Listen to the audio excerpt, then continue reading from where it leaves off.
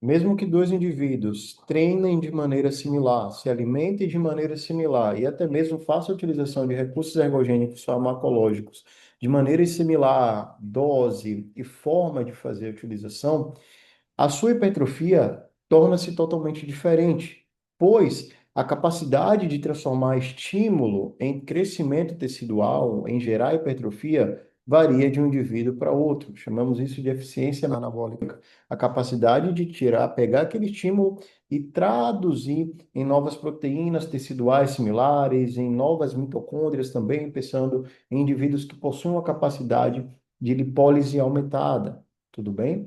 E pensando nisso, eu trouxe para vocês um exemplo de dois pacientes que eles tiveram um processo de 90 dias, onde eles fizeram uma recomposição corporal, e dentro disso tiveram resultados totalmente diferentes no que tange o ganho de massa muscular. E por que eu achei interessante em trazer essas duas pessoas? Porque ambos treinam com pessoas que eu conheço, treinam com progressão de carga, e o planejamento dietético foi eu que fiz. E além disso, eles não fazem utilização de nenhum recurso ergogênico farmacológico. E ambos, por incrível que pareça, inicialmente sua massa corporal inicial era similar, um com 70 quilos e outro com 68. Mas a mudança na composição corporal foi totalmente diferente. E bom, vamos trazer vocês aqui para um notebook aqui e começar esse desdobramento sobre esses dois indivíduos. Bom, vamos lá. Recomposição corporal. Como é que a eficiência anabólica influencia a recomposição corporal? Bom, aqui eu tenho esses dois indivíduos, tá? Ambas as imagens foram cedidas aqui por eles. Nós temos um indivíduo que começou aqui com 70 quilos e 300 e finalizou com 65 quilos e 900, ou seja, perdeu 4 quilos e 400. Mas o interessante é o que aconteceu na sua massa magra e na sua massa muscular. Ele começou com 57 quilos e 66, 660 gramas, e finalizou com 58 quilos e 880 gramas, ou seja, ganhou 1 quilo e 200 de massa magra. Só que nem toda a massa magra é somente músculo, já que a própria expansão do sarcolema, a entrada de cálcio, o influxo de cálcio, aumento de glicogênio, vias metabólicas ali, expande esse sarcolema, né, de maneira mais aguda, e essa massa magra aumenta. Água, glicogênio. O que de fato foi de massa muscular que ele teve ganho de tecido, de miofibrila, foi de 1,5 kg de massa muscular ao longo de 90 dias. Já esse outro indivíduo aqui, ele começou com 68 quilos, finalizou com 76 quilos e 750 gramas. Ganhou 8 quilos e 800. Léo, esse daqui devia estar em uma dieta com um superávit calórico. Não, ele estava com um déficit calórico pequeno, mas razoável. Ambos estavam mais ou menos com um déficit de 300 quilocalorias cada um. Bom, a sua massa magra inicial era de 59 quilos e foi para 66 quilos e 880. Ganhou 7 quilos e 800 gramas de massa magra. Lembra que eu falei que nem tudo que é massa magra é massa muscular? Uma parte é água, glicogênio, entrada de fluxo de cálcio para a célula. Ele começou com uma massa muscular de 34 quilos e 970 e finalizou ela com 40 quilos e 200. Nós estamos falando de um ganho de 5 quilos e 200 de tecido muscular. Você consegue perceber a discrepância entre ambos aqui, enquanto um ganhou 1,5 kg, que é algo muito bom, pensando no indivíduo que está em uma recomposição corporal, se vocês pararem para analisar, ele está com um físico muito melhor aqui, já que ele está com um ganho de massa muscular, ele está com o abdômen já bem visualizável aqui, a dobra abdominal dele, salvo engano, estava em 10 milímetros. E aqui a gente tem esse indivíduo aqui que ganhou 5,2 kg. Olha a desproporção entre um e o outro. E por que que isso acontece? Justamente isso aqui é a ideia do vídeo, é fazer vocês entenderem que ainda que você esteja com um planejamento similar, ainda que você tenha todo um aparato relacionado à questão do treinamento, do parecido e tudo mais, cada indivíduo ele vai responder diferente de acordo com a sua eficiência anabólica. Bom, aqui nesse próximo slide aqui eu vou mostrar para vocês aqui que o indivíduo de baixo começou com 14,5% de gordura, nessa foto aqui à esquerda, e finalizou com 10,66%. Já o de cima, ele começou com 13,12% e finalizou com 12,86%. Mas o que é mais interessante entender é que a hipertrofia, o que tange a hipertrofia, o que norteia a hipertrofia, na realidade, é essa pirâmide aqui, né? Em primeiro lugar, a eficiência anabólica, a capacidade que o indivíduo tem de sintetizar novas proteínas, a capacidade que ele tem de adicionar novos mionúcleos, criar novas células satélites. Isso varia bastante de um indivíduo para o outro, já que a própria questão de sinalização para RNA mensageiro e sua capacidade de tradução nos ribossomos é totalmente variável de um indivíduo para outro. O próprio treinamento é extremamente importante, pois através dele vão vir as sinalizações para que eu transforme aquelas sinalizações mecânicas em sinalizações químicas, para que esse indivíduo, ele, de maneira geral, ele possa traduzir aquilo que foi transcrito em novas proteínas, por exemplo, no que tange aqui hipertrofia. A própria alimentação, a nutrição, vai pegar aquele contemplado dos estímulos que ele foi dado e através do consumo alimentar de proteínas, carboidratos e gorduras, eu vou ter sinalizações ali para que minha síntese proteica muscular ela se mantenha elevada, eu consiga fazer tradução de proteína. O descanso é extremamente importante também, já que através do descanso ali eu consigo fazer com que esse indivíduo ele tenha síntese de testosterona adequada e de outros hormônios ali que, com a falta de descanso adequado, existe uma queda. Para vocês terem uma ideia, tem um estudo interessante que ele mostra que apenas 24 horas de uma noite mal dormida conseguiu reduzir mais de 20% da síntese de testosterona. E aqui, a cerejinha do bolo, hormônios, para quem faz utilização de hormônios, que potencializa todos esses outros aqui. Bom, para que eu entenda sobre o que aconteceu aqui com esses indivíduos, a primeira coisa que nós temos que falar um pouquinho é sobre a contração muscular. Por quê? Porque quando eu penso em hipertrofia, a hipertrofia é algo amplo e a contração muscular, ele faz parte inicial para que eu tenha geração de estímulo mecânico e também para que eu tenha geração de um estímulo químico posteriormente para ser levado para que tenha estímulo de mTOR e que eu possa ter posteriormente ali, pela RNA polimerase ali, por exemplo, mais tradução nos ribossomos. Vamos lá. Quando o indivíduo ele treina, ele gera um estímulo no sistema nervoso central que libera um sinal eferente. Esse sinal eferente faz com que o motoneurônio ele saia e se ligue na fibra muscular. Essa ligação na fibra muscular libera acetilcolina. Essa acetilcolina ela vai descer pelos túbulos T. Lá nos túbulos T, ela vai se ligar no retículo sarcoplasmático, que vai liberar cálcio. Esse cálcio, ele ao se ligar na troponina aqui, ele vai fazer uma deslocação da tropomiosina. Essa tropomiosina, quando ela está fechada, ela faz com que a quitina e a miosina não consiga se ligar. E quando eu tenho a retirada, esse deslocamento dessa tropomiosina aqui, a actina e miosina, elas conseguem ligar, se ligar, gerando tensão mecânica.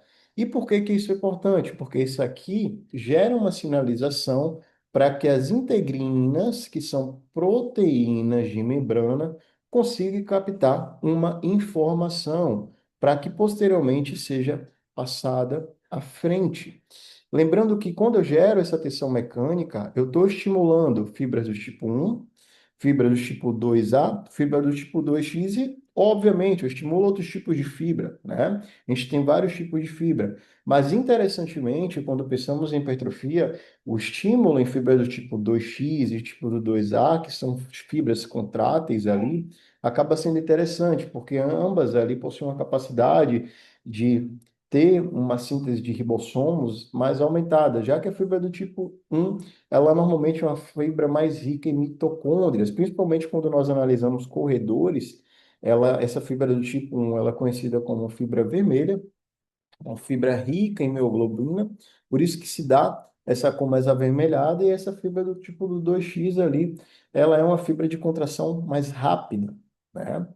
E bom, quando eu tenho ali um estímulo aqui, existe uma resposta, né? O estímulo da tensão mecânica e um estímulo posteriormente, um estímulo químico.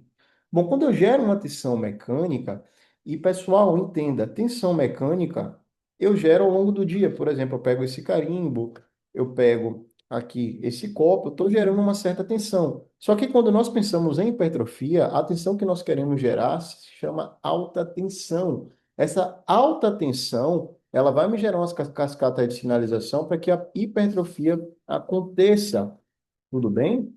Então, quando eu gero uma alta tensão, eu estimulo essas integrinas, que posteriormente, essas integrinas que estavam ali na membrana da célula, ela vai passar esse sinal para FAQ, tá?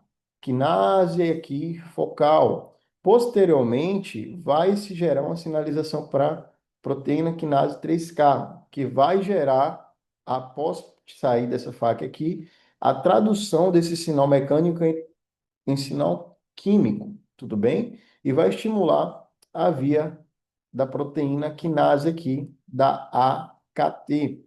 E esse estímulo na AKT aqui vai me gerar um estímulo lá para mTOR. E bom, o que que acontece aqui? Vamos agora ampliar essas setinhas aqui.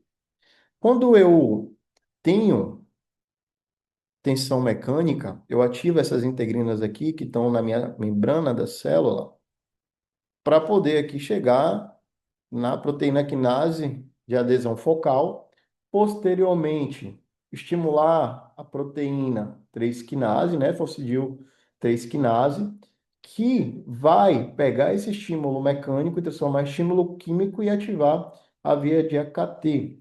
Quando isso acontece, eu inibo TSC1 e TSC2, que ativa Rheb. Quando eu ativo o Rheb, eu estimulo mTOR. Tudo bem? Quando eu estimulo o mTOR, o que é que me acontece aqui? Eu estimulo RNA polimerase. E por que que é importante ativar RNA polimerase? Porque quando eu estimulo RNA polimerase, eu aumento minha transcrição, eu faço com que eu produza mais RNA mensageiro e a capacidade que o indivíduo tem de produzir RNA mensageiro é totalmente diferente.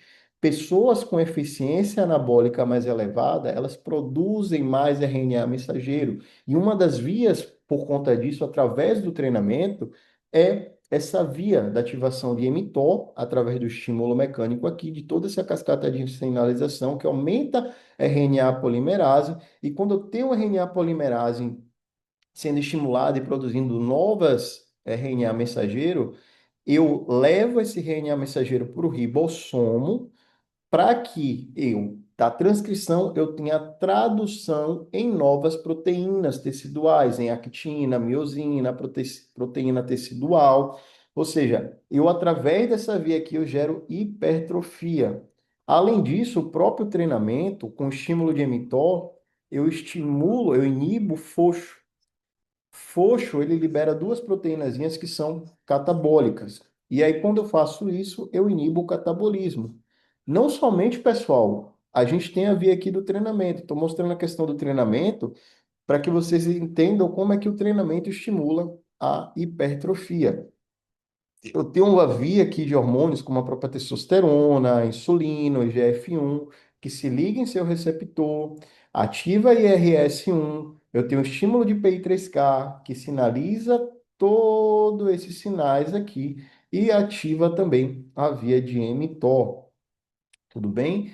A própria questão do superávit calórico Vou botar aqui, superávit SC, não vai ficar tão bonitinho, mas enfim, superávit calórico, ele consegue estimular a via de AKT também, para que eu tenha um estímulo de mTOR, eu tenha um aumento da síntese proteica muscular. Um bom exemplo disso é a leucina, que é uma das proteínas que consegue estimular a síntese proteica muscular no seu máximo. Tudo bem?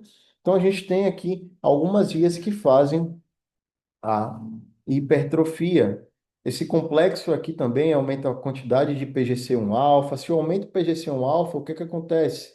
Biogênese de ribossomos, tudo bem? Síntese aqui de lipídios e tudo mais, tá? Só que, além da própria questão da hipertrofia devido a estímulo mecânico, nós também temos o estímulo também hormonal. Quando eu treino, o treinamento, vamos botar aqui o treinamento, eu amplifico, vou botar aqui, treino, a ação de alguns hormônios. E um desses hormônios aqui que são amplificados é a própria testosterona. Além de amplificar a testosterona, eu amplifico também o receptor androgênico, tanto para a primeira ligação da testosterona, como também no núcleo, tá? O que que acontece? A testosterona, ela se liga no receptor androgênico, uma parte dessa testosterona vai sofrer ação dessa enzima aqui que se chama aromatase e vai virar estradiol, tá? Aproximadamente 0,5% de toda a testosterona é convertida em estradiol. Por isso que, trazendo para o usuário de esteroide, quando você olha, um exemplo, um exame e vê que a testosterona dele está acima de 1.600, 2.000, a tendência é que conforme você utiliza essa testosterona, o estradiol suba para poder balancear. Então, a razão de testosterona é acompanhada com o aumento da testosterona. E a clínica que é muito importante para saber se o indivíduo vai entrar, por exemplo, com tamoxifeno ou um anastrozol e ver a necessidade de qual que se há necessidade. Por exemplo, quando se usa o anastrozol, ele vai inibir essa enzima que é a aromatase. Mas se eu já tiver muito estradiol ali no plasma, talvez ele não caia. Por quê? Porque eu inibi a enzima, mas aquela quantidade de estradiol que tem ali alta, ela não, ela vai continuar lá. Então, por isso que muitas das vezes se prefere usar, por exemplo, o tamoxifeno, né? Então, vai se ter uma variação. Outra parte, pela 5-alfa-redutase, vai sofrer uma redução em DHT. E aproximadamente 10% de toda a testosterona é reduzida em DHT. Então, os efeitos ali em tecidos periféricos, de cabelo, pele, etc., vai ser devido a essa amplificação da testosterona em DHT, crescimento de pelos, próstata, ali, tudo isso aqui é devido ao DHT, tudo bem? Bom, essa testosterona ao se ligar nesse receptor androgênico, ela vai chegar, vai para o núcleo. No núcleo, ela vai fazer uma sinalização para o DNA, para que o DNA comece a fazer um processo de transcrição na sua fita, gerando mais RNA mensageiro. Esse aumento de RNA mensageiro, devido à amplificação aqui do treinamento, vai fazer com que ele lá, nos ribossomos, ele vá ser traduzido. Essa tradução vai estimular a síntese proteica muscular e estimula também a via de mTOR. Tudo bem? Como vocês viram aqui, ó. E aí vai sendo um processo que vai acontecendo com a ação da testosterona. O próprio treinamento ali, ele estimula testosterona, IGF-1, insulina. Então é importante que a gente entenda isso daqui para que veja como o indivíduo pode variar em relação às mudanças da sua composição corporal. E pessoas que têm uma eficiência anabólica amplificada, elas possuem tanto essa sinalização que a testosterona faz ao DNA e aqui nos ribossomos amplificada. O indivíduo ele faz mais transcrição e produz mais proteínas ali por RNA mensageiro e também, além disso, ele estimula um aumento da sua tradução e criação de novos ribossomos, tá? E isso vai ter um aumento ali devido à tradução de novas proteínas musculares em mais novas proteínas, novas miofibrilas, tudo bem? A capacidade do indivíduo de ganhar massa muscular varia de acordo com o seu potencial genético.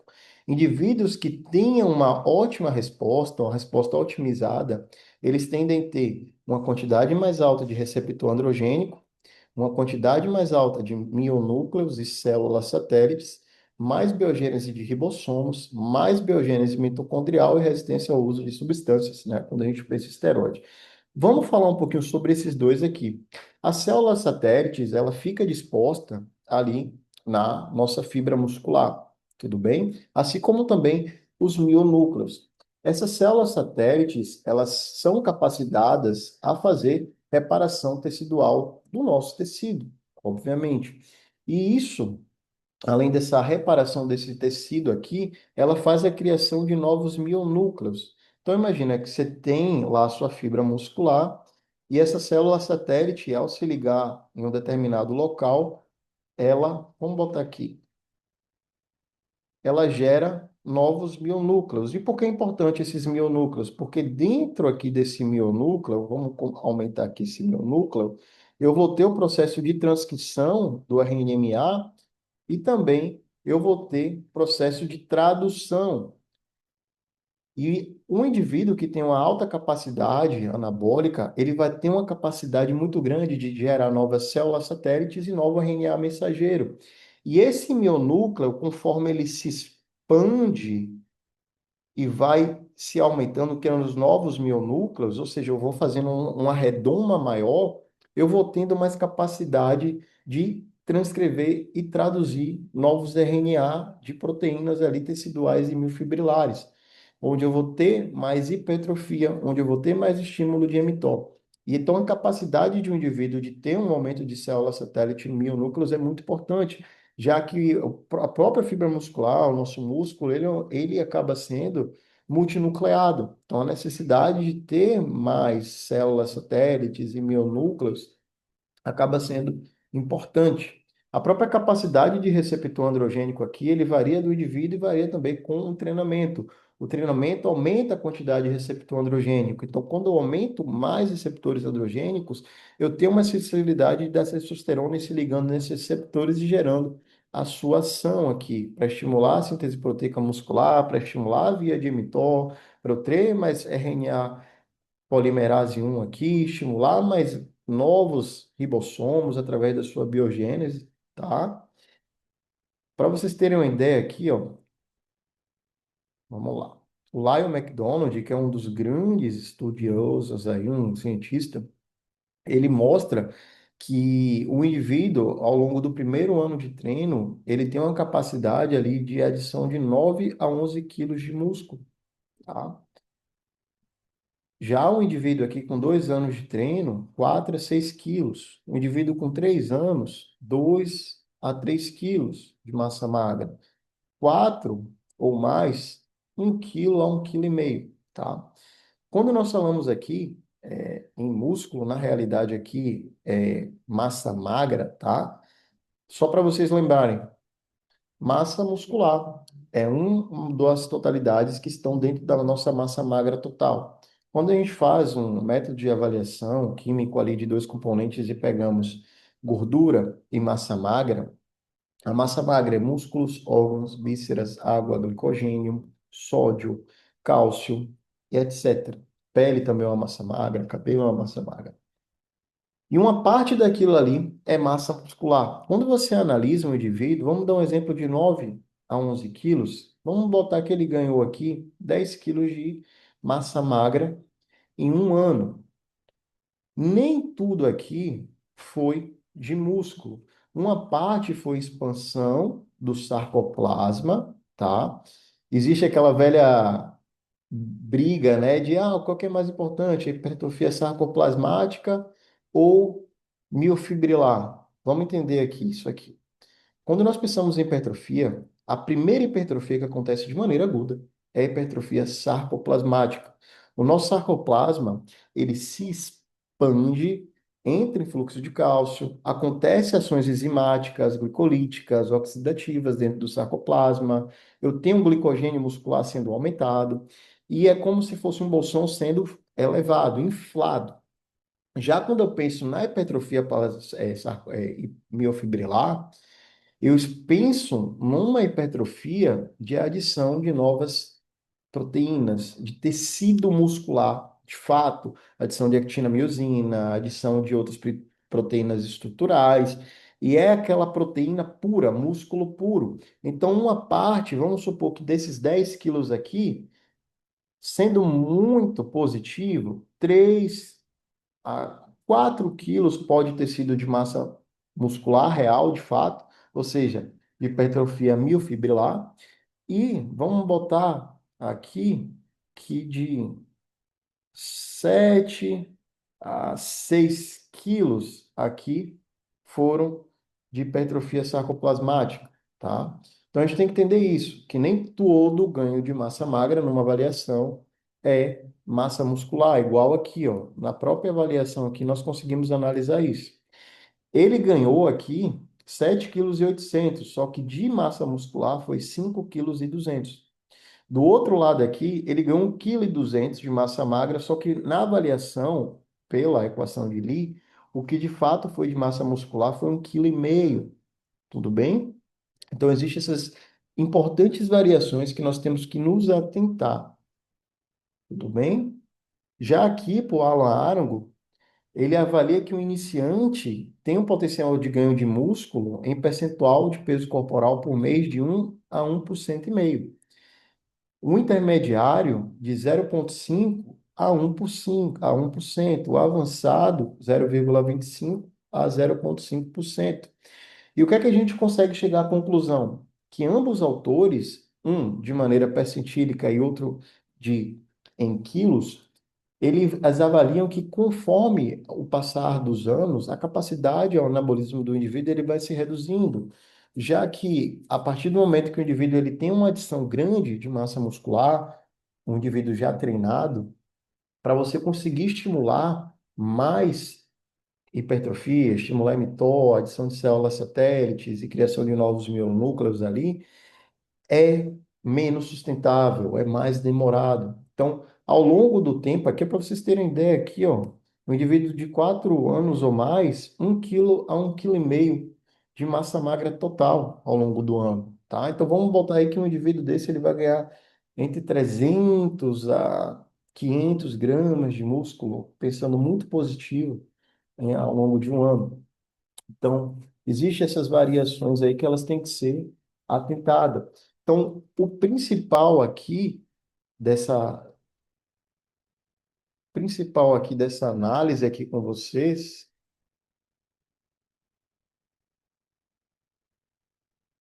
deixa eu voltar aqui. O principal da análise aqui com vocês, o que eu quero que vocês entendam, é que um indivíduo, mesmo que ele tenha um peso corporal inicial, como vocês viram aqui, de 68 quilos, deixa eu limpar aqui.